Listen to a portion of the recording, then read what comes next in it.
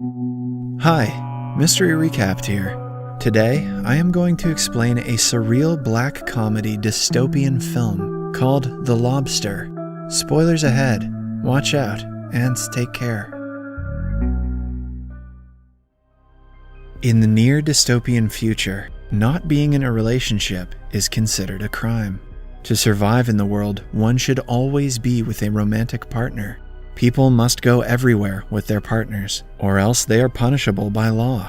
All newly single people are brought to a hotel that gives them a chance to find a romantic partner in the course of 45 days. If they are unable to find one, they are turned into an animal of their choice through a modern technique. The opening scene of the movie shows us a woman driving down a road until she reaches a field with small donkeys. She gets out of her car and shoots one of the donkeys until it is dead. The protagonist of the movie is an architect named David. His wife has recently left him for another man, so he has been brought to the hotel to find another partner. David is with his dog, Bob, who used to be his brother, but was transformed for having no romantic partner. To check into the hotel, David signs a paper and is interviewed by a hotel staff member. According to the rules of dating, the couple should have a common defining characteristic. David's defining characteristic is that he is short-sighted, meaning he should look for a partner who is short-sighted as well. David also reveals that he has been with his wife for 11 years, but she left him for another short-sighted man. I guess he didn't see it coming. After that, he is taken to his room and is briefed about the rules of the hotel by the manager and her husband. When the manager asks him what kind of animal he would like to be if he doesn't find a partner, David replies that he wants to be a lobster because they live for over 100 years and are fertile throughout their life. He also adds that he loves the sea and is quite good at swimming. The manager praises his choice of animal, claiming that most choose to be dogs, which affects the ecosystem and the animal food chain.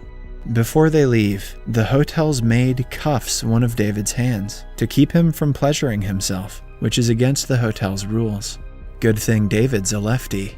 The following day at breakfast, he makes friends with two men, one who speaks with a lisp, Robert, and one who walks with a limp, John. They both are searching for girls with the same attributes as themselves. While skimming through the dining area, they notice a woman whose nose always bleeds, and a woman who is heartless, but there is no one whose attributes align with theirs. Later, during an assembly, the singles are called up to speak and talk about their unique qualities. John says that he acquired his limp when he visited his mother, who had turned into a wolf. He is here because his wife died some time ago. Similarly, the others share their experiences. Throughout the day, the singles are given opportunities to talk to their potential partners.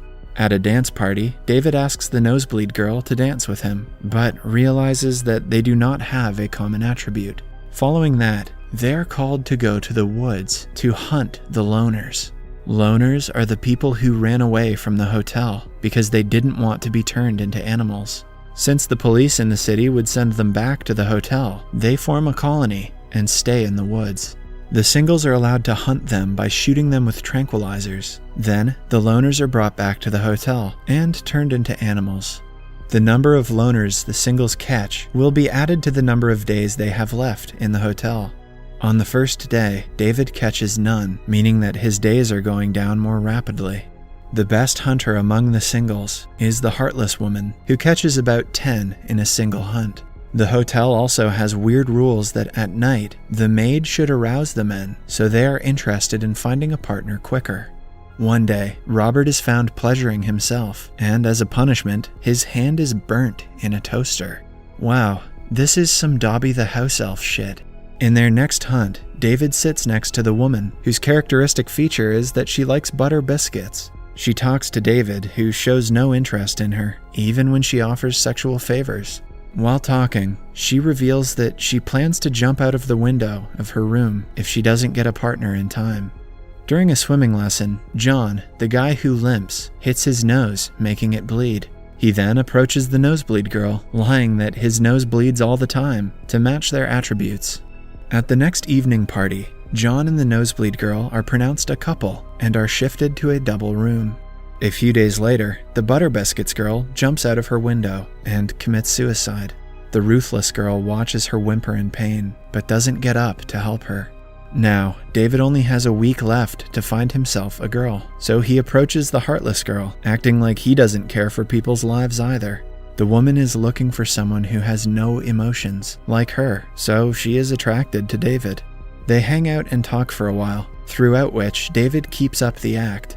One day, they are in a hot tub where the woman fakes her death to see if David cares. However, he stays in his seat and ignores her completely. This makes the woman realize that he is actually like her, and she starts to date him. They are even put together in a double room and allowed to perform activities reserved for only couples, like playing tennis and sitting at a table for two.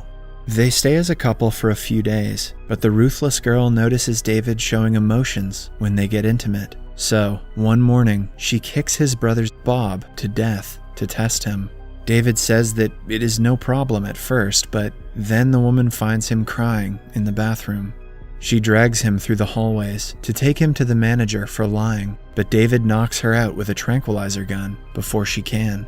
The maid watches him do so and promises to not tell anyone.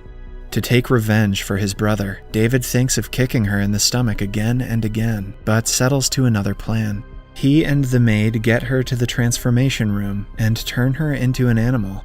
Following that, David runs away from the hotel once and for all. In the woods, he meets a group of loners and their leader. One might think he is finally with good people, but the leader is as ruthless as the hotel manager. She punishes the loners for having romantic or sexual relationships with each other. They also inform David that two people's lips were cut off a few days ago because they were flirting.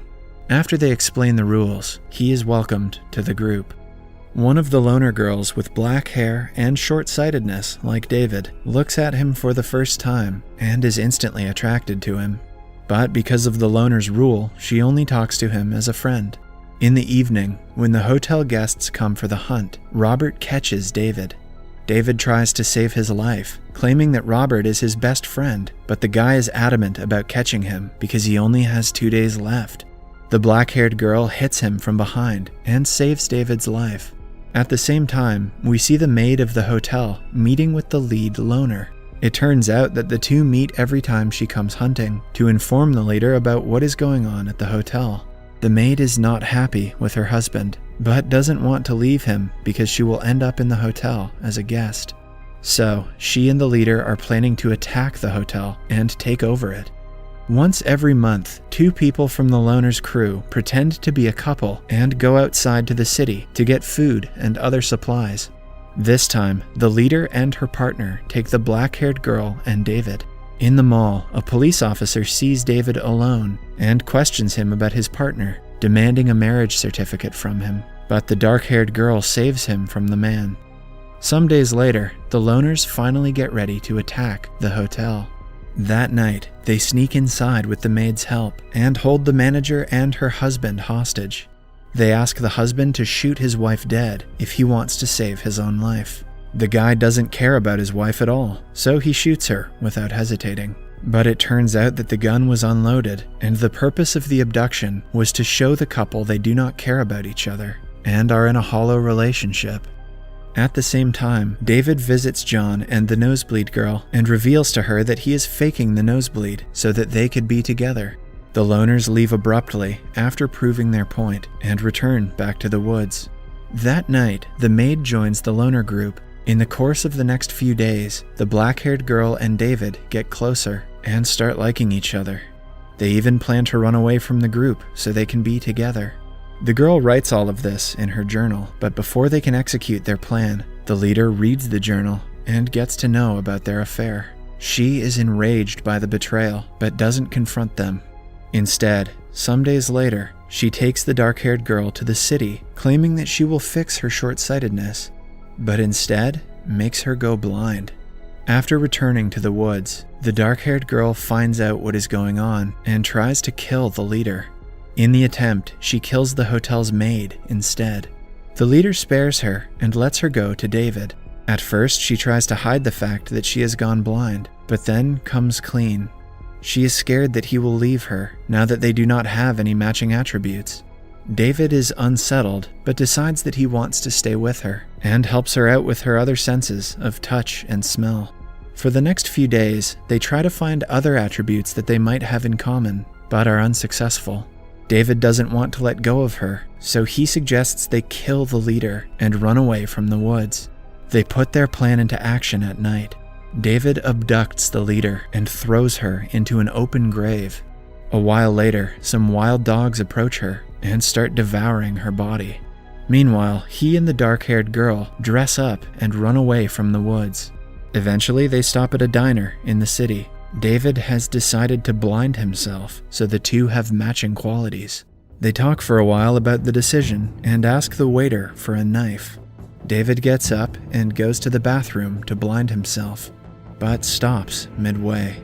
The movie ends abruptly, without showing if they ever lived a normal life. Subscribe for more videos like this, turn on notifications, and leave a like to help the channel out.